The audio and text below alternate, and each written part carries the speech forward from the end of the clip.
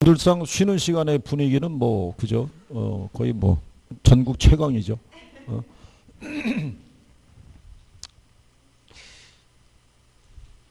요게 아마 이번 달 지나게 되면은 뭐 요약집도 구성이 될 거고, 예, 그러니까는 근데 요약집을 보기 위해서는 이게 어느 정도는 숙지가 돼 있어야 돼요.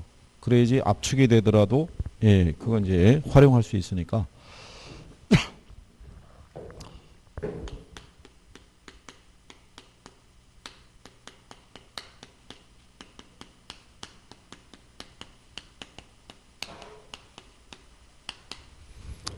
큰 제목은 이제 개발 및 관리론인데요. 세부적으로 들어가면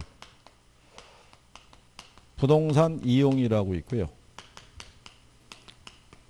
개발하고요. 관리, 마케팅. 파트는 네 가지로 돼 있어요. 네 가지로 돼 있는데 얘는 출제 빈도가 별로 없고요. 예, 여기 개발은 한 두 문항에서 많이 나오면 네 문항, 한 문항 정도. 뭐 이런 정도 순이에요. 개발이 네 문항까지 나올 때는요. 주로 이 부동산 공법이 있죠. 예, 공법에서 관련된 용어가 언급이 된다고 보시면 돼요. 작년 시험 문제처럼.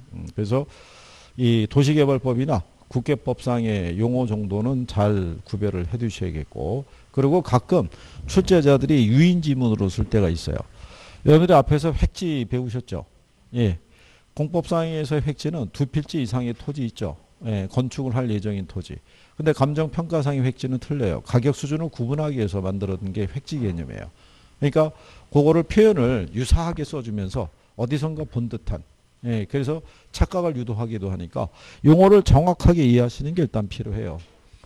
자, 일단 이제 제일 먼저 부동산 이용에 대해서 얘기하는데요. 요거는 이제 간단하게 보면요.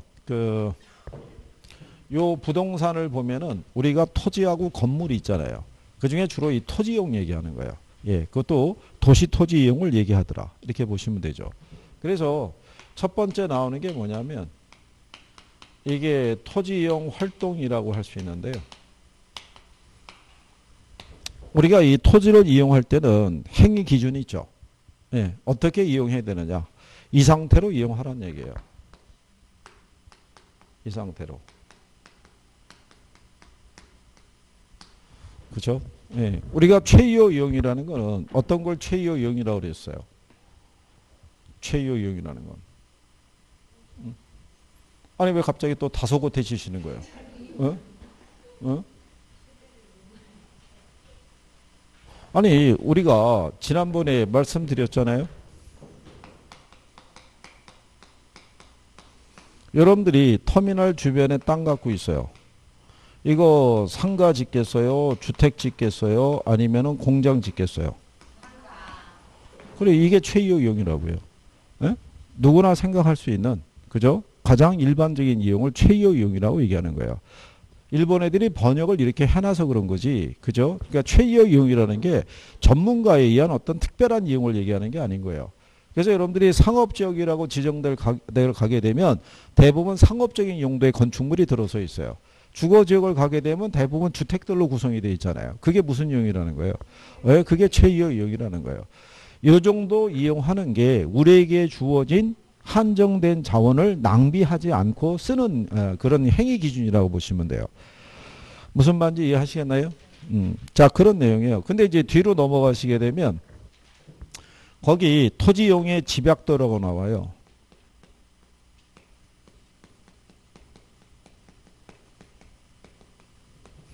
자, 토지용의 집약도라는 건요. 단위 면적의 토지 있죠. 여기에 투입되는 노동과 자본의 상대적 양의 크기 있죠. 예, 이걸로 이제 토지용의 집약도를 우리가 측정할 때 그때 요 양 있죠. 예? 토지 대비. 이게 큰 게 우리가 무슨 이용? 이걸 집약적 이용. 이게 적은 거를 무슨 이용? 이걸 조방적 이용이라고 그래서 여기에 관한 거를 어디서 배우셨냐면 지대론에서 배우신 거예요. 생산 요소의 대체성과 도시지대 이런 개념이 있죠. 우리가 도심 지역이 있죠. 여기가 자본이고요. 여기를 토지로 놓고 우리가 따져봤을 때, 자, 우리가 토지와 자본만을 결합해서 생산할 때 있죠. 도심 지역은 토지 가치가 싸요, 비싸요? 네, 비싸니까 둘을 결합을 할 때 상대적으로 토지 사용량이 적고 자본의 투입 비율이 커요. 근데 외곽을 나가게 되면 반대라고 그랬죠. 토지 사용량이 늘어나고 자본의 투입 비율이 적어지잖아요. 자, 그래서 도심 안쪽에서는 무슨 이용이 일어나겠어요? 집약적 이용이. 외곽은. 네, 그게 나름대로의 최이용 이용이라는 거예요. 우리에게 주어진 자원을 활용할 때 그거를 토지용의 집약도로서 우리가 구별할 수 있더라. 그런데 건물을 고층화시킨다고 해서 무한대로 올릴 수는 없죠. 어느 정도는 한계가 있겠죠. 그 한계점을 우리가 집약 한계라고 얘기를 해요. 그죠? 또 수평으로 공간을 계속 넓히는 것도 무리겠죠. 그래서 조방 한계점까지만 이용을 하라고 유도하는 거예요. 그게 나중에 반영된 게 감정평가상에 가게 되면 수익체증 체감의 법칙이라고 있어요. 네, 그래서 거기서 추가적으로 설명을 들으시면 돼요. 그래서 거기 404페이지 하단을 가게 되면 양가로 3번에 지가와 토지용이라고 해놨죠. 그러니까 해당 지역의 토지용 상태를 보면 이 지역의 지가 수준이 어떤지를 우리가 유추할 수 있다는 얘기예요. 고층 건물이 많이 들어서 있다는 얘기는 땅값이 비싸다는 얘기겠죠. 예, 그렇지 않다는 얘기는 땅값이 싸다라고 이렇게 볼 수 있는 거예요. 그리고 옆에 제 가면은 입지잉여라고 해놨죠. 예, 그걸 우리가 역시 입지론 할 때 설명해 드린 거예요. 입찰지대론 할 때. 입지잉여라는 건 일종의 초과이윤인데 이거는 경영을 잘해서는 이익이 아니라 목이 좋아서는 이익이에요. 그죠? 예. 그래서 여러분들이 왜 장사하려고 그러면 목이 좋은 걸 찾죠. 그래서 목이 좋은 애들은 다 피가 붙어 있어요. 그죠? 그만큼에 대한 뭐를 얻을 수 있다는 거예요. 이윤을 얻을 수 있다는 거예요. 그죠? 그래서 요즘같이 경기가 안 좋더라도요. 목이 좋은 곳에 있으면 기본 매출은 나와요. 어쨌든지 간에. 그래서 입점에서 들어서는 그 업종도를 봤을 때 역시 뭐 자금력 있고 괜찮은 애들은 항상 좋은 곳에 위치하고 있죠. 기본적인 수요가 있는 곳에서. 그래서 다 그 값을 한다고 보시면 되겠고요. 근데 여기에 이게 또 왜 들어와 있냐면 이게 옛날에 번역해서 그래요. 옛날에. 오래전에 번역한 게 70년대 번역한 거하고요. 90년대 이후에 번역한 거하고 번역 능력의 차이가 있어요. 그래서 예전에 번역한 거는 무슨 표현인지가 불분명해요. 번역한 사람의 주관적인 판단. 이게 왜 그러냐면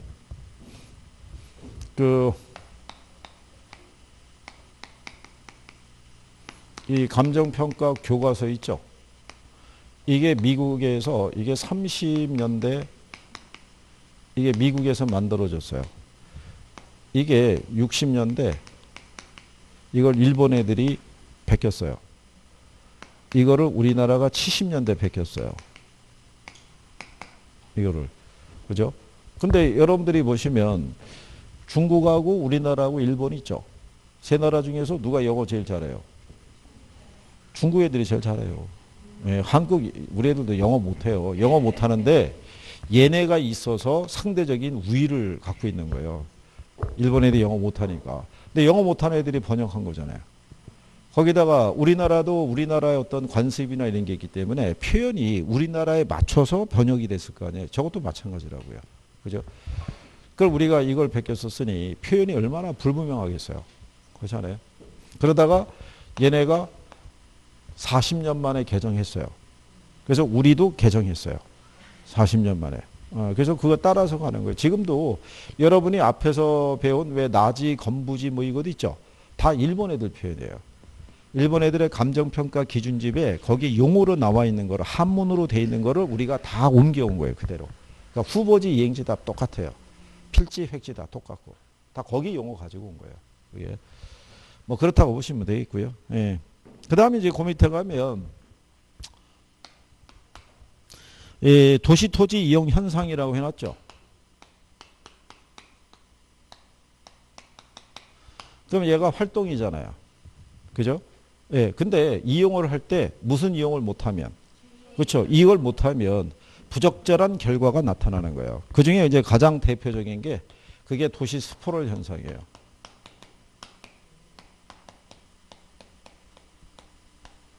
예, 지난번에 우리가 설명해 드린 것처럼요.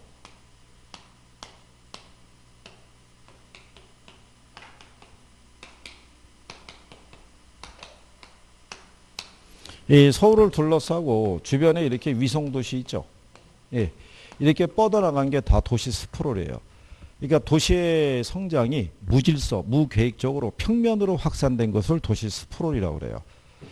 이 도시들 중에서 도시 계획을 수립해서 만들어진 곳이 거의 없어요.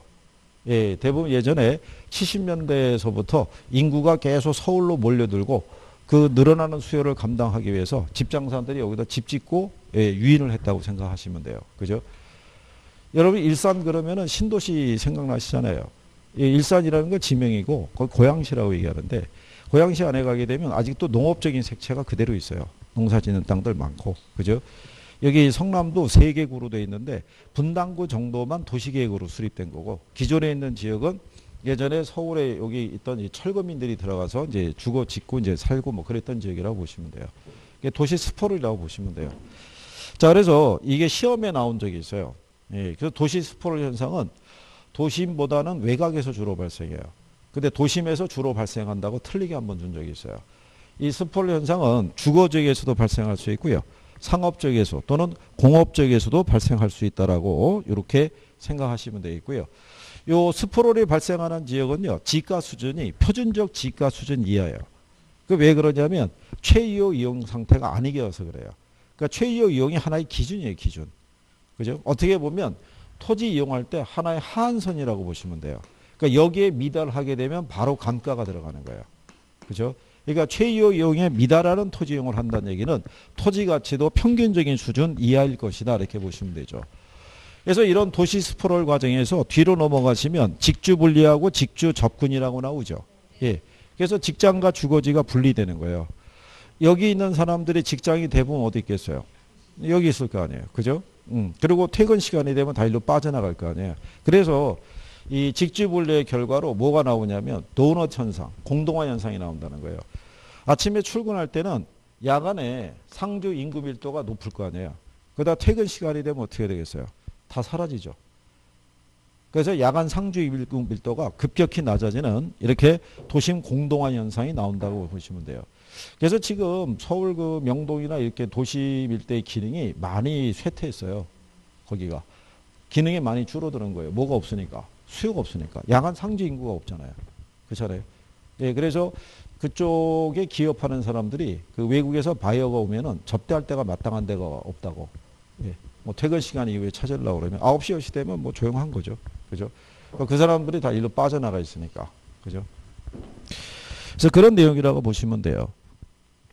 그래서 거기 보시면은 이 직주분리의 결과로 도심 공동화 현상 나오고요. 도시 외곽의 침상 도시라고 해놨죠. 배드타운. 그죠? 그리고 이제 출퇴근 시 교통체증이 심화 있죠. 그걸 도심 고동 현상이라고 그래요. 교통체증 비율이 급격히 늘어나잖아요. 그래서 여러분 시험에 도심 고동 현상 이렇게는 안 나온다고요. 무슨 말인지 불분명하잖아요. 그죠?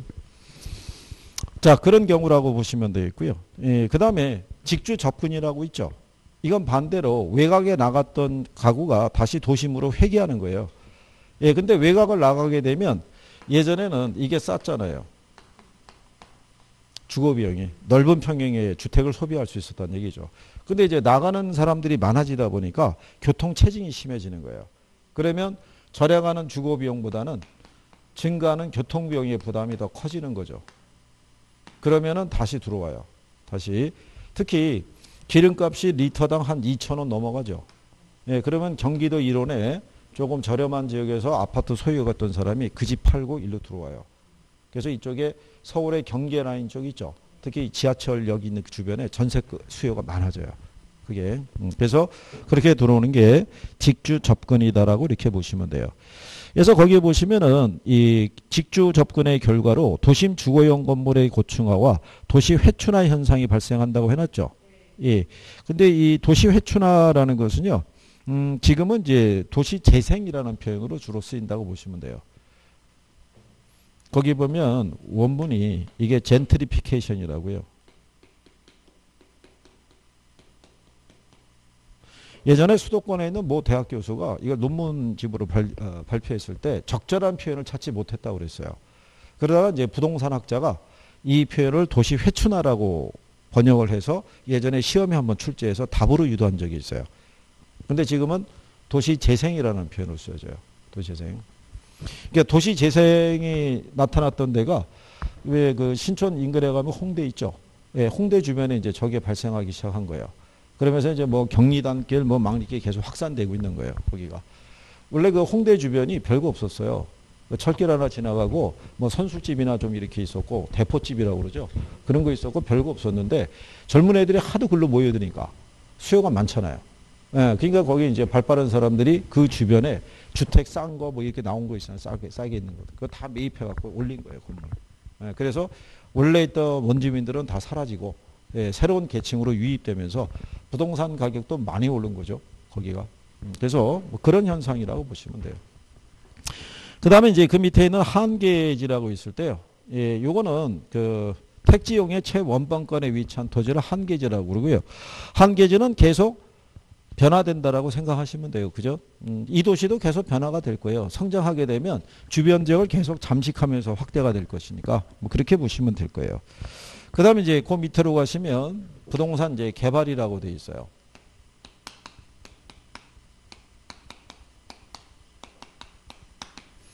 이 개발에 보시면은 개발의 개념 이렇게 나와 있는데요.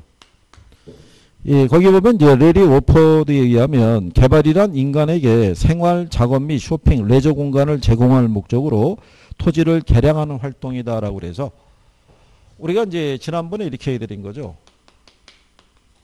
인간은 삶을 영위하기 위해서 끊임없이 경제 활동을 해야 돼요. 이거를 못하게 되면 삶이 피폐해져요. 지금 코로나19 때문에 각 나라의 경제 활동이 스톱된 경우가 되게 많은 거죠. 국가 간의 교육도 현저히 줄어들고. 그러니까 지금 미국에서는 한 2,500만 명이 넘는 실업자가 이번에 양산이 됐다는 거잖아요. 그러면은 소득이 주니까 소비가 줄겠죠. 그럼 생산도 위축이 되고. 그러니까 경제 자체가 타격이 크다고요. 그러니까 틀림없이 요게 어느 정도 진정이 되고 난 이후에는 경제적인 부분에 충격이 올 거라고요. 그동안에 이제 생산을 못했고. 생산을 못했으니까 뭐도 못하는 거예요. 소비도 못하는 거죠. 그래서 이번에 정부가 왜 재난소득이라고 주잖아요. 줬을 때 그게 이면에는 소비를 늘리는 효과도 분명히 있는 거예요. 3개월 이내 안 쓰면은 사라지니까. 그 안에는 무조건 써야 되는 거예요. 그래서 요즘 아마 동네 같은 데 가게 되면 재난소득 있잖아요. 그거 사용처라고 막 붙어 있는 거예요. 의역에서 쓰라고. 예, 그것도 연매출이 한 10억 이상인데 점포는 쓸 수가 없어요. 그러니까 소상공인을 위해서 이제 지원을 해주는 경우죠. 근데 문제는 이제 그거 다 쓴 다음에 어떻게 할 거냐 이거죠. 다 쓰고 나면. 예, 그래서 근데 추가 지원한다는 것도 쉬운 건 아니에요. 그게. 그러니까 조금 있으면은 나름대로 여유가 있는 사람이 뭐 기부를 좀 하든가. 그렇지 않겠어요? 누가 통 크게 한 10조 기부해 주면 얼마나 좋겠어요. 그죠? 그럼 한 번 더 주고. 예, 그래서 근데 쉽지 않다는 얘기죠. 그래서 이 경제 활동이라는 게 이게 생산 또는 소비 활동 얘기해요. 그러니까 생산 또는 소비하기 위해서 필요한 뭐를 만들어내는 거예요. 예, 공간을 만들어내는 걸 개발이라고 얘기를 해요. 그리고 요 개발이라는 건 마지막 줄에 보면 타인에게 공급할 목적으로 토지를 조성하거나 이렇게 쭉 나와 있죠. 예, 요거는 부동산 개발 및 관리 등에 관한 법률이 있죠. 예, 법률에서 부동산 개발의 정의를 내려준 거예요. 그것도 여러분 시험에 나온 거예요. 근데 이번에는 뭐를 중시하시면 되냐면 이 5페이지 상단에 가게 되면 408페이지 상단에 가면 두 번째 줄에 굵은 글씨로 해놨죠. 다만 시공을 담당할 행위는 제외하는 거예요. 그건 건설업에서 하는 거예요. 만약에 그게 짧은 문장으로 들어오면서 시공을 담당하는 행위를 포함한다 그러면 틀리는 거예요. 그죠? 거기를 다시 재활용하면은 그 표현으로 들어올 수 있을 거예요. 그래서 거기까지는 정리를 하시면 되겠고. 그리고 이제 어떻게 보면요. 이 개발이라는 건요. 시장의 수요 있죠. 수요의 욕구에 반응하는 거라고 생각하시면 돼요. 시장에서는 과연 수요자들이 어떠한 공간을 필요로 할 것인가. 그거를 예측을 해서 개발업자들이 기획을 해서 시장에다가 그 공간을 공급해 준다라고 생각하시면 될 거예요. 그죠? 그래서 이 공간을 만들기 위해서는요. 그러니까 대지 조성을 해야겠죠. 예, 조성한 다음에 거기에다가 건축물까지 집어넣는 경우 있죠. 그래서 얘를 협의, 얘를 광의 뭐 이렇게도 표현을 해요. 이거는 뭐 중요한 건 아니고요. 그 다음에 이제 개발의 분류를 보면 개발 주체에 따라 공공부문, 사적부문, 제3섹터라고 해놨죠. 예, 공공부문에 의한 개발을 제1섹터라고 그러고요. 민간부문에 의한 개발을 제2섹터, 민간 합동에 의한 개발을 제3섹터라고 얘기를 해요. 걔들이 예전에 한번 시험에 지문을 한번 나온 적이 있어요. 민간 합동에 의한 개발을 제2섹터다. 그러면 틀리는 거죠. 예, 그렇게 한번 인용이 된 적이 있고요. 또 외관에 따라서는요. 무용적인 개발, 유형적인 개발 이렇게 있잖아요. 그러니까 무용적인 건 뭐냐면 용도 지역 지정을 변경해 줘도 되는 거예요. 개발 제한 구역을 풀어주든가 아니면 지정하든가. 그죠? 무용적인 개발은 이제 토목 사업 같은 거 하는 경우로 보시면 되겠고요. 그 다음에 이제 그 밑에 가면 부동산 개발의 단계라고 해놨어요. 거기는 이제 별표 하나 하시는 거죠. 지난번에 이제 이렇게 해드린 거죠.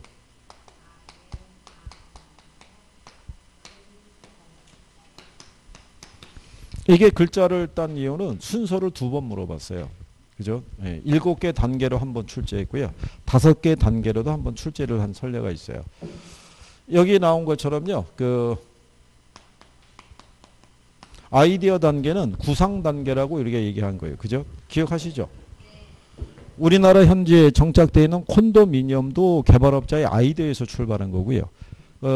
이번에 그 새로 몇 년 전부터 들어와 있던 펜션도 역시 개발업자의 아이디어에서 출발했다고 생각하시면 돼요. 펜션이란 자체가 연금의 의미를 갖고 있다고 그랬죠. 그러니까 미국에서는 정년퇴직을 하고 연금으로 생활하는 사람들이 거주하는 주택을 펜션이라고 그래요. 우리나라에는 그게 민박에 대한 형태로 소개가 돼 있고, 그죠? 그러면 지금 동남아 쪽에서는 필리핀 쪽에서는 이 펜션의 공급이 계속 많아지고 있고요. 미국에서는 이 플로리다라는 곳도 있죠. 마이애미 이쪽에. 그쪽에 그 주택의 공급이 많이 이루어지고 있는 거는 100세 시대잖아요. 그러니까 예전 같으면 한 65세 정도 되면 정년퇴직하죠.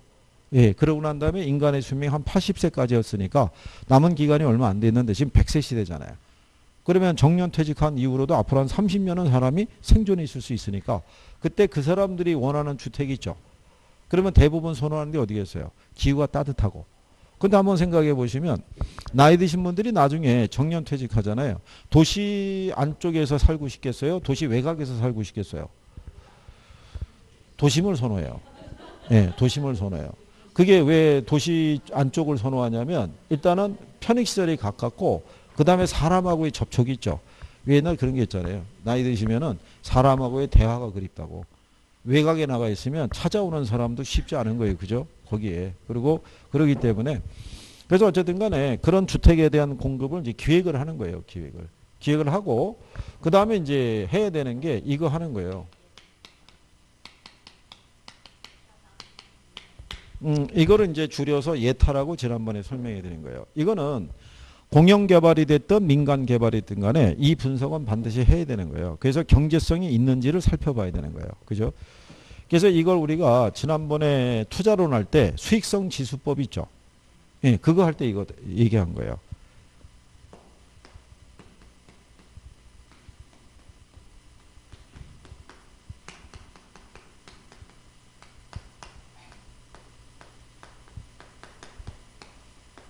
그래서 이거를 이 비율이라고도 얘기를 해요. 1보다 커야 된다는 거죠. 비용 대비 뭐가? 편익이. 예. 그래서 공영개발은 이 편익의 사회적 편익도 감안해야 되고요. 이 비용에다가 외부 비용도 감안을 해야 돼요.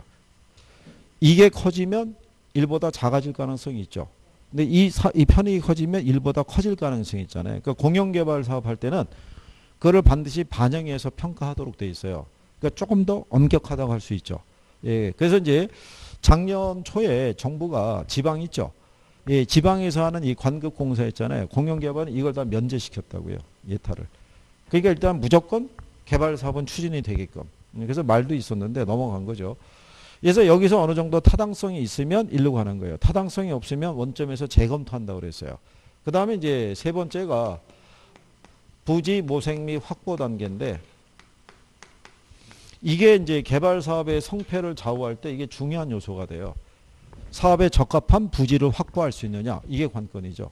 근데 토지 소유자가 땅 안 판다고 그럴 수도 있죠. 그렇잖아요. 그럼 토지 확보가 안 되면 사업이 추진이 안 되는 거예요. 그럴 때 그 토지 소유자도 투자자로서 유치할 수 있는, 그러니까 토지 소유자는 이제 현물 출자하는 방식으로 이렇게도 유도할 수 있다는 거죠.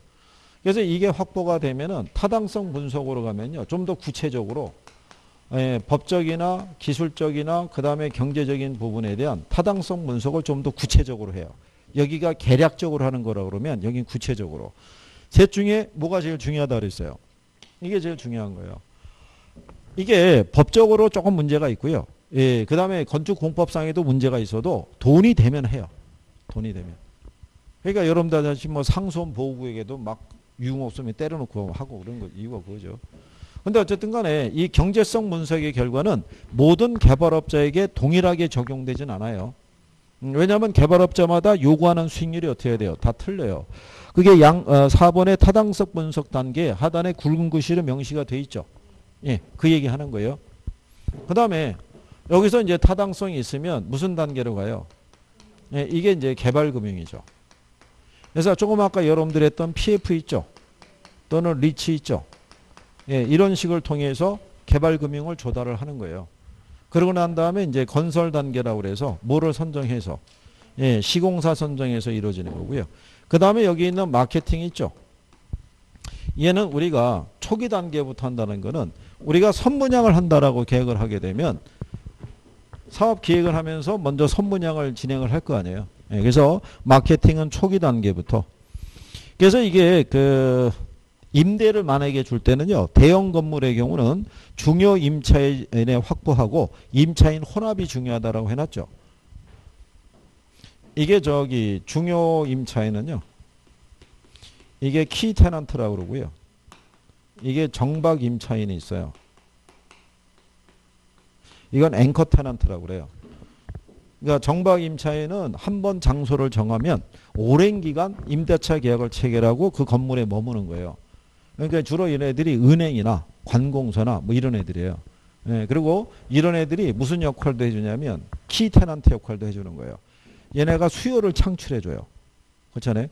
만약에 우리 이 건물에 영화관이 있다고 생각해 보세요. 그러면 사람들은 영화를 관람하기 위해서 이 건물로 모인다고요. 근데 영화만 보는 게 아니잖아요. 다른 부수적인 기능에도 수요가 파생될 수가 있죠. 1층에 은행이 있으면 은행 업무를 보기 위해서 사람들이 여기를 찾아오는 거죠. 예, 그런 역할하는 이 임차자를 확보하는 게 중요해요. 개들에 따라서 군소 임차자가 영향을 받는 거예요. 예, 건물 2개가 있으면 뭐가 있는 쪽이 훨씬 유리하냐 뭐 이런 것도 있죠. 그걸 판단한다고요. 기본적인 수요가 창출되는 것하고 수요를 만들어내는 것하고는 틀리죠. 예, 그러니까 기본적으로 수요가 모이는 쪽에, 그죠? 근데 물론 이제 영화관이 들어섰는데 관람객이 없으면 같이 쓰러지는 거죠. 뭐, 그렇지 않겠어요? 어쨌든 뭐 그런 거를 잘 해야 된다라고 보시면 되죠. 예, 그 다음에 옆 페이지에 가시게 되면 부동산 개발의 위험이라고 있죠. 예, 거기도 별표 하나 하시는 거예요. 근데 이 위험이라는 건요, 지극히 상식적으로 또 줘요.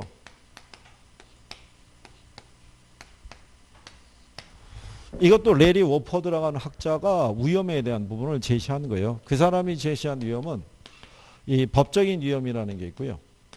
시장 위험이라는 게 있고요. 그 다음에 무슨 위험? 예, 비용 위험 이렇게 했다라고 얘기했어요. 예, 법적인 위험은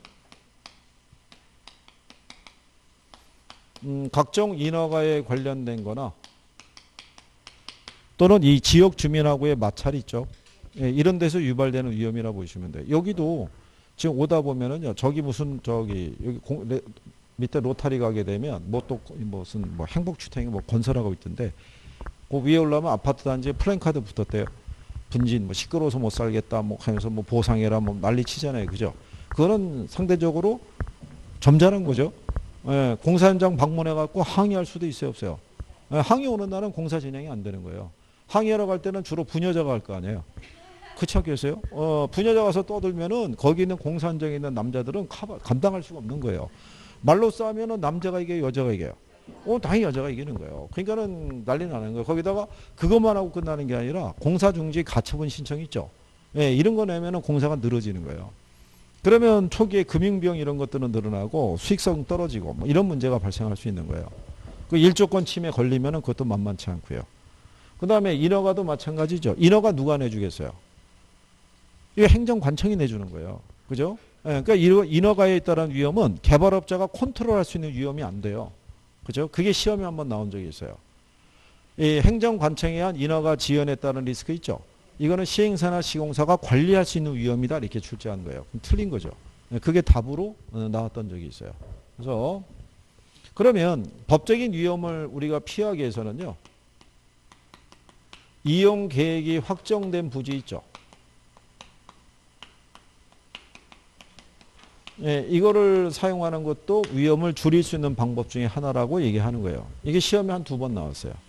이용 계획 확정된 부지. 그 다음에 그 시장 위험 있죠. 여러분들이 왜 투자에서도 위험 배우셨죠? 예. 근데 투자의 넓은 의미가 개발이에요. 그러니까 투자의 위험에 관한 게 여기서도 같이 연결이 되는 거예요. 시장 위험이라는 건 시장의 불확실성에서 이야기되는 거예요. 그래서 이 경기가 이렇게 침체가 됨으로써요. 애초에 내정됐던 분양가 이하로 거래되는 경우도 있겠죠. 이번에 그 코로나19의 여파로 타격을 많이 받은 지역이 어디냐면 제주도예요. 이번에 제주도의 공항 근처에 한 14층짜리 호텔이 하나 있었는데 그게 시가가 한 56억 정도였대요. 그게 한 27억인가 8억에 이 경매로 넘어가서 낙찰이 된 거예요. 반값에. 그러니까 그 정도의 낙찰이 됐다는 얘기는 몇 번의 유찰이 발생했다는 얘기예요. 그러니까 사려는 사람이 없었고, 예, 그래서 지금 숙박에 관한 부분이 매물이 많이 나와 있고 거기다 펜션 지으려고 땅 사는 사람들이 있죠. 반값에 내놓고 지금 난리가 아니라는 거예요. 왜냐하면 그거 차라리 토지 반값에 처분하는 게 낫지 여기다가 지으면은 추가되는 공사비에다가 이거는 비용이 추가로 더 들어가는 거잖아요. 그 손실이 커질 거 아니에요. 예, 그래서 그런 것들이 무슨 위험이냐면 시장 위험이에요. 시장 위험. 그죠? 그래서 이거를 피하기 위해서 이거 생각해 보는 거예요. 뭐 선무장 아시죠? 예. 그래서 여러분들이 그 시장 위험이라고 이렇게 되어 있고요. 뒤쪽으로 넘어가게 되면 412쪽의 상단에 그림 나와 있죠. 예. 그 그림이 이제 그거 얘기하는 거예요. 이렇게 있잖아요. 이게 공사가 100% 완공이 될 때 얘기해요. 그러면 자, 이게 개발 사업 초기고요. 이렇게 가는 게 위험이고요. 이렇게 올라가는 게 가치예요. 그러면 개발 사업 초기에는 아무래도 위험이 크잖아요. 그러니까 이거를 뭐 함으로써 선분양함으로써 주택 매수자나 수분양자에게 위험을 떠넘기는 거예요. 그래서 개발업자가 안게 되는 위험을 넘긴다라고 생각하시면 되겠죠. 무슨 말인지 이해하시겠죠? 대신에 비싸게는 못 받죠. 그렇잖아요. 근데 완공이 돼 후분양을 하면 어떻게 돼요? 리스크를 다 개발업자가 떠안게 되겠지만 상대적으로 좀 비싼 가격에 거래를 할 수 있겠죠. 그래서 근데 이거는 피하기가 참 어려워요. 그렇지 않겠어요? 아니 갑자기 뭐 코로나19가 터질 줄 누가 알았겠어요. 그리고 만약에 터지더라도 이전에 메르스하고는 사태가 틀리잖아요. 메르스는 들어와서도 초기에 방역이 다 됐고, 그죠? 그리고 우리나라 같은 구조상에는 낙타하고 접촉할 일이 없잖아요. 그러니까는 뭐 중동에서 오는 사람 정도만 대충 하면 되는데 이거는 바로 생활 권역이 같은 중국에서부터 출발해 갖고 이게 들어오니까 그렇지 않겠어요? 데미지가 컸던 거죠. 그러잖아 이게 뭐 생활 뭐죠 독감과 마찬가지로 계속 이게 생활 속에 이렇게 존재한다 그러면 참 쉽지는 않은 거죠. 그렇잖아요. 계속 기본적인 마스크는 항상 비축을 해놔야 될 거고 호흡기 쪽에 관련된 거니까. 그래서 근데 아마 조금 지나면 항체가 생길 거예요. 이게 솔직히 말해서 걸린 사람들은 물론 당연히 항체가 생기겠죠. 예. 그런데 그렇지 않은 사람도 알게 모르게 건강한 사람 같은 경우는 스쳐갈 수도 있다고요. 무증상 뭐 이런 것도 있으니까 모르고 못 느끼는 상태에서 그러면서 항체 이런 게 생기면서 자연스럽게 독감에 적응하듯이 인간이 또 적응력이 뛰어난 그 동물이잖아요. 예. 근데 다만 이제 조금 그렇다 그러면 이번에 왜 보험업계 그 시험 본 거 아시죠? 시험 보는 거. 보험 뭐 그 저기 그 대리점 뭐 할 때 시험 보는 거 있잖아요. 거기가 저기 운동장에서 본대요. 그래서 여러분들도 아마 그렇게 될 수도 있지 않을까. 뭐 그죠? 그냥 한정세 학교 실내로 들어가지 않고 바깥에 그죠? 자 어쨌든 뭐 괜찮아질 거예요. 자 비용 위험은 보면요, 뭐가 연장이 되면서 공사 기간이 연장이 되면서 추가적인 비용 부담이 발생할 수 있죠. 그래서 이런 거 피하기 위해서 뭐를 체결할 수 있냐면 예, 최대 가격 보증 계약이라는 거 체결할 수 있어요. 요거는 지난번에 얘기했지만 개발업자하고 누구 하고요? 예, 시공사하고 이 계약을 체결하는 거예요. 그래서 총액을 만약에 50억으로 정해줬으면 나중에 추가되는 비용이 발생하더라도 이 한도 내에서 얘가 책임 완공시켜 주는 거예요. 그럼 추가적인 비용이 발생하면 얘가 손해가 발생할 거 아니에요. 그러면 부실 시공의 문제가 발생할 수 있고 얘네가 손실을 줄이기 위해서 얘네가 분양까지 도맡아서 하게 되면은 분양가를 너무 높게 책정해 가지고 분양이 잘 안 될 수도 있다고요. 그러니까 여기 쓰는 방식은 위험을 줄일 수 있는 방법 중에 하나라는 거지 저걸 채용에 따라서 위험이 완전히 제거되는 건 아니라는 거예요. 그리고 이제 옆에 413페이지 상단에 가면 박스에 있죠. 부동산 개발 사업에 미치는 긍정적 또는 부정적인 영향이 있죠. 예, 이게 문제로 다 나왔던 거예요. 예, 나온 건데 여러분들이 보시면 지극히 상식적인 면에서 구별할 수 있어요. 그렇잖아요? 자, 일단 긍정적인 것은 분양 가격을 비싸게 받을 수 있으면 긍정적이잖아요. 그리고 대출 금리가 하락해도 긍정적이잖아요. 근데 융종률이 줄어들거나 공사기간이 연장이 되거나 대출기간이 연장이 되는 건 부정적이잖아요. 그러니까 지극히 상식적인 면에서 접근할 수 있기 때문에 뭐 크게 걱정은 안 하셔도 될 거라고 봐요. 그래서 시험에서 인용이 냈던 거를 묶어준 거예요. 예, 긍정에서 그 정도 보시면 되겠고. 그 다음에 413페이지 거기 박스 밑에 가면 부동산 개발의 타당성 분석이라고 있어요.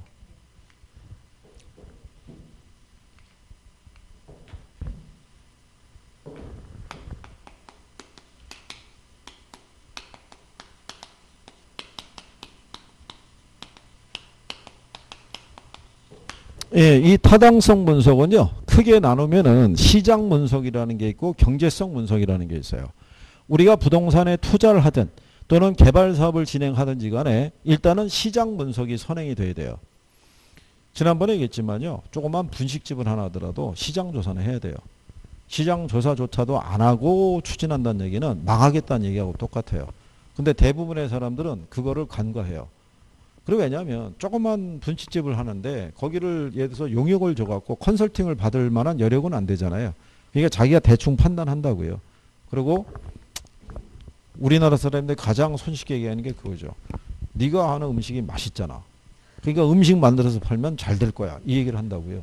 근데 문제는 가족의 그 몇 명 안 되는 인원을 대상으로 음식을 만들 때하고 수십 명, 수백 명을 대상으로 음식을 만들 때하고는 그게 조리법이라든가 간을 맞추는 거나 이런 게 쉬운 게 아니라고요. 그러니까 그런 걸 모르고 일단은 덤비는 거죠. 그리고 처음에 갈 때는 뭐 소개한 대로 뭐 엄마 맘이라고 그럴까요? 뭐 그런 식으로 해가지고 예, 많이 뭐 재료도 충실하게 그러면 또 오래 못 가는 거죠. 그게. 그래서 정년퇴직한 양반들이 제일 많이 손쉽게 차리는 게 분식집이죠. 그리고 우리나라 사람들이 해외에 나가서 제일 손쉽게 차리는 게 한국 식당이에요. 네? 아니 그렇다니까요. 그래서 특히 동남아 일대 한국 식당들이 있죠. 우리나라 경제 여파를 많이 받는 거예요. 대부분의 손님이 누구겠어요? 한국에서 하는 관광객들이라고요. 우리나라 사람들이 외국에 나가면은 며칠 안 돼서 금방 한식 찾는다고요. 그러니까 관광 코스로 밥은 한식당을 가서 먹게끔 유도가 돼 있다고요. 근데 지금 코로나19 때문에 안 가잖아요. 그렇잖아요. 그러면 현지 사람들이 그 집을 찾을 만큼에 대한 뭔가 노하우라든가 맛이 있지 않고서는 쓰러지는 거예요, 그냥. 그러니까 여기서 기침하면 거기는 몸살 걸리는 거예요. 그런 경우하고 똑같아요. 그러니까 손쉽게 차리고 손쉽게 닫고 이러는 거예요. 거기 한국인 대상으로 하는 게스트하우스 이런 거 많다고요. 다 뭐 지금 팔이 날리고 가는 사람이 있어야지 뭘 할 거 아니겠어요? 그렇지 않겠어요? 그러니까 이게 관광이나 이쪽에 결부되어 있는 쪽이 리스크도 상당히 좀 높다고 보시면 돼요. 근데 이번에 항공업계까지도 그 타격을 받을 건지는 몰랐던 거죠. 완전히. 지금 죽을 지경일 거예요. 지금 여기다 만약에 유가까지 올라갔으면은 난리였을 거라고요. 당연히 이게 뭐 증산해가지고 지들이 싸우는 바람에 지금 뭐, 예? 막 떨어져 있었고 다행이지. 하여간 뭐 그렇다는 얘기죠. 그래서 이 시장 분석하고요. 경제성 분석이라는 것이 이제 이어질 때 그 뒤로 가시면은 부동산 분석의 유형이라고 있죠. 거기 보시면 이렇게 있어요. 지역 경제 분석이라고 있죠. 그 다음에 시장 분석이라고 있고요. 그 다음에 시장성 분석이라고 있고요. 그 다음에 재무적 타당성 분석이라고 있고요. 그 다음에 투자 분석이라고 있어요. 자, 이렇게 명시가 돼 있을 때요. 여기 위에 거 세 가지 있죠. 예, 이게 시장 분석이에요. 이게 선행 분석이라고 보시면 되겠고요. 여기 있는 얘네 두 가지가 경제성 분석이에요. 얘네가 후행 분석이에요. 근데 이제 제일 먼저 나오는 게, 거기 보시면은 지역경제 분석이라고 해놨죠. 예. 거기 보시면은, 자, 지역의 경제활동, 인구와 소득, 교통망, 성장과 개발의 유형 등 대상 지역 시장 전체에 대한 총량적인 지표라고 해놨죠. 그래서 이 지역경제 분석에서는 뭐를 분석하냐면 부동산 개발 사업에 영향을 미치는 모든 수요 요인을 분석하는 거예요. 수요인을.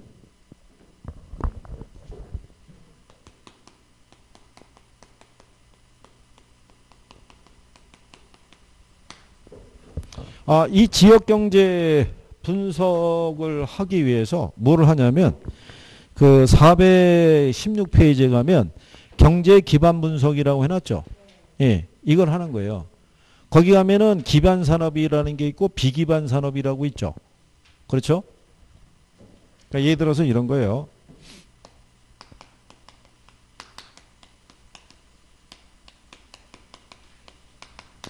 울산에 가게 되면 동구 서구로 나눠졌을 때 한쪽은 자동차 산업이, 한쪽은 이 중공업이 자리를 잡고 있는 거예요. 그러면 이 자동차 산업은 울산 지역의 하나의 기반 산업이에요. 울산 지역에서 생산해서 외부로 수출하는 산업이에요. 그렇죠? 네, 그러니까 얘네가 무슨 산업이다? 기반 산업이에요. 그렇죠? 근데 울산 안에 가게 되면 무슨 산업도 존재하냐면 비기반 산업도 존재해요. 그죠? 그럼 비기반 산업이라는 건 어떤 거냐면 우리 여기 저기 1층에 가게 되면 무슨 반찬 가게 있죠. 네, 그게 비기반 산업이에요. 그런 게. 그러니까 예를 들어서 이런 거예요. 만약에 이 자동차 산업에서 이번에 고용이 1000명이 늘어났어요. 그죠? 그러면 이 사람들은 이 도시에서 자기들이 필요로 하는 여러 가지 서비스가 있다고요. 그렇잖아요. 혼자 사는 사람 입장에서는 반찬 만들기 힘드니까 반찬 가게도 필요할 거고, 그 다음에 밥 사 먹어야 되니까 식당도 필요할 거고, 뭐 노래방도 필요할 거고, 그 다음에 옷가게도 필요할 거고, 영화관도 필요할 거고, 이런 게 다 필요할 거 아니에요. 그죠? 그러면 이 사람들에게 그런 서비스를 제공하기 위해서 뭐 식당이라든가 옷가게라든가 또는 술집이라든가 뭐 영화관이라든가 뭐 여러 가지가 이렇게 들어설 수 있어요, 없어요? 그러면 이거를 운영하는 사람들은 혼자서 할 수는 없어요. 그러면 이 사람들이 또 직원을 어떻게 해야 돼요? 채용을 할 거 아니에요. 이 사람들이 비기반 산업에 종사하는 사람들이에요. 그러니까 기반 산업이 성장하면 비기반 산업의 종사자도 늘어나는 거예요. 그러면 기본적으로 이 지역에 거주하는 사람들의 부동산에 대한 수요가 늘어나죠. 그렇잖아요. 야, 그 도시를 가면은 일자리를 쉽게 구할 수 있대. 그 외지에서 사람들이 계속 모여들 거 아니에요. 그럼 일단은 이런 서비스는 이런 서비스이겠지만 기본적으로 부동산 수요가 늘어난다고요. 그러니까는 이 개발 사업은 부동산 수요가 많은 쪽에서 이루어진다는 거예요. 그래서 일단 그 지역에 거기 보시면 뭐 성장과 뭐 이런 거 추세를 다 보라고 돼 있잖아요. 그죠? 그러니까 기반 산업이 성장 추세에 있으면 부동산 수요가 많아진다고 보시면 돼요. 그죠? 그러면 우리가 이 지역에 있는 산업이 기반 산업인지 아닌지를 우리가 살펴봐야 되잖아요. 그죠? 그래서 그거를 우리가 구하기 위해서 쓰는 게 뭐냐면 옆에 417페이지 상단에 가면 입지 개수라고 있죠. 그걸 갖고 측정하는 거예요. 그래서 거기 보시면은 입지 개수, 이거 작년에도 시험에 나온 거죠. 우리가 지난번에 계산 문제 하느라고 이게 한번 해봤던 거죠. 이게 이제 이런 거죠. 전국에 전 산업에 대한 고용자 수 있죠. 분의 전국의 X 산업의 고용자 수.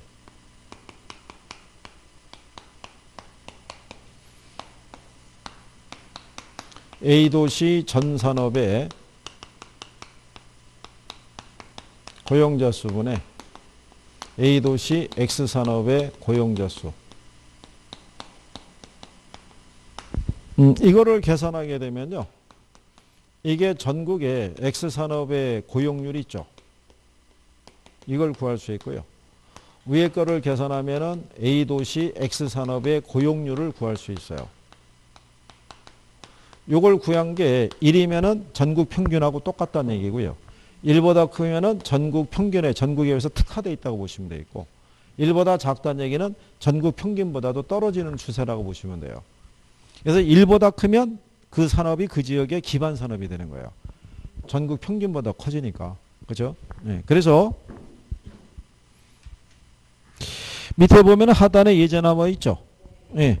각 도시의 산업별 고용자 수가 다음과 같을 때 X산업의 입지계 수가 1을 초과하는 도시를 모두 고른 걸 물어봤죠. 근데 이거 계산할 때 요령은요. 얘부터 일단 찾으면 돼요. 전국. 예, 전국 전 산업의 고용자 수니까 일단 인원이 제일 많은 애 찾으면 돼요. 그럼 대충 우측 하단에 있어요. 맨 우측 하단에 있죠. 예, 거기 가면 전국이라고 해놨잖아요. 예, 몇 명이라고 해놨어요. 그죠? 예, 그런데 여기서 물어본 거는 X산업을 물어봤잖아요. 그러면 전체 6,250명 중에서 전국적으로 X산업에 종사하는 사람이 몇 명이겠어요? 3,350명이죠. 예, 요거를 먼저 계산을 해요. 요거를. 그러면 3,350을 6,250으로 나누면 얼마 나오겠어요? 자, 그럼 0.536이라고 나왔죠. 근데 문제가 물어보는 조건은 1을 초과하는 도시를 고르라는 거잖아요. 그러면 얘보다 커야 돼요, 수치가. 근데 출제자는 4개를 다 계산하라고 준 게 아니에요. 왜냐하면 거기 보시면 A도시 있죠. A도시 전체 고용인구가 몇 명이에요? 1,000이잖아요. 그중에 X산업에 종사하는 사람이. 그럼 1,000분의 400이면 얼마겠어요? 얘보다 작잖아요. 얘는 아니라고요. 그죠? 그 다음에 B를 갔더니 종사하는 사람이 2,000이죠. 예, 근데 X산업에 종사하는 사람이 몇 명이에요? 1,200이잖아요. 그죠? 그러면 얘가 0.6이 나온다고요. 2, 6, 10이니까. 그러면 일단 B는 들어가야 되는 거예요. 그죠? 그러면 자, 여기 A하고 B는 우리가 계산기를 안 쓰더라도 암산 수준에서 계산할 수 있어요. 그럼 이 문제의 취지는 출제자는 C 하나만 계산하라는 거예요. C를 계산해서 C가 여기 있는 분모보다 크면 답은 B하고 C가 될 거고 C가 적게 나오면 답은 B하고 D가 될 거라고요. 그죠? 그래서 C를 계산해 봤더니 걔 수치가 얼마가 나와? 0.560가 떨어진다고요. 그러니까 얘가 1보다 크겠죠. 분모보다 크니까. 그 답이 몇 번이다? 그래서 그때 BC에서 3번 이렇게 줬어요. 무슨 말인지 아시겠나요? 그래서 나중에 이거 나오면은 그거 기준해 가지고 한번 대입해 보시면 돼요. 자, 이렇게 해서 입지계 수구하는 거고요. 왼쪽으로 가면은 그 경제기반 승수라고 해놨죠. 이게 경제기반 승수 효과 얘기하는 거예요. 이게 지워도 되나요? 뭐 큰 적이 없겠죠? 식이 다 있으니까.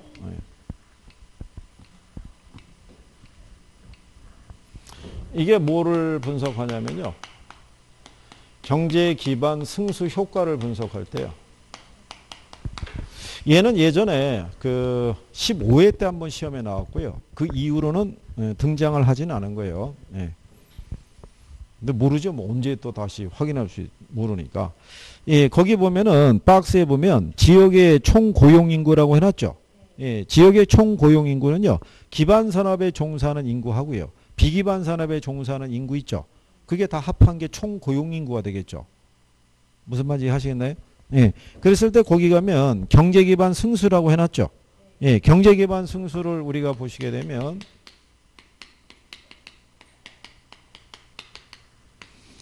1 마이너스 비기반 산업 비율분의 1로 돼 있어요. 그럼 여기 요 1이라는 게 뭐냐면 이 도시의 총 고용 인구를 얘기하는 거예요. 고용료 비율을. 그러니까 기반 산업에 종사하는 비율과 비기반 산업에 종사하는 비율을 합한 거예요. 합한 거에서 비기반 산업 비율을 빼면 남는 게 뭐겠어요? 그렇죠? 그래서 이 식은 이렇게 다시 정리할 수 있는 거예요. 기반 산업 비율분의 1로 정리할 수 있는 거예요. 그래서 요 경제 기반 승수가 이렇게 됐을 때요.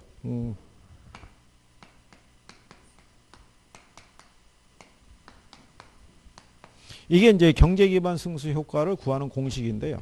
여기 보면은 델타 T라고 해놨죠. 네, 이거는 도시 전체 있죠. 도시 전체의 고용, 그 다음에 뭐 인구, 소득 있죠. 예, 여기에 변화분을 나타내는 거예요. 그리고 여기 있는 델타 B라고 해놨죠. 예, 요거는 기반 산업 있죠. 예, 기반 산업의 고용, 인구, 그 다음에 소득 있죠. 예, 여기에 변화를 얘기해요. 이거를. 근데 만약에 이 도시에 비기반 산업 비율이 있죠. 예, 얘가 80%예요. 80%인데 이번에 기반 산업에서 1000명의 고용이 창출이 됐어요. 그러면 도시 전체로는 어느 정도의 파급 효과가 있냐 이거예요. 그럼 이 경제 기반 승수를 계산하면 구할 수 있다는 거예요. 그러면 1-n분의 1이잖아요.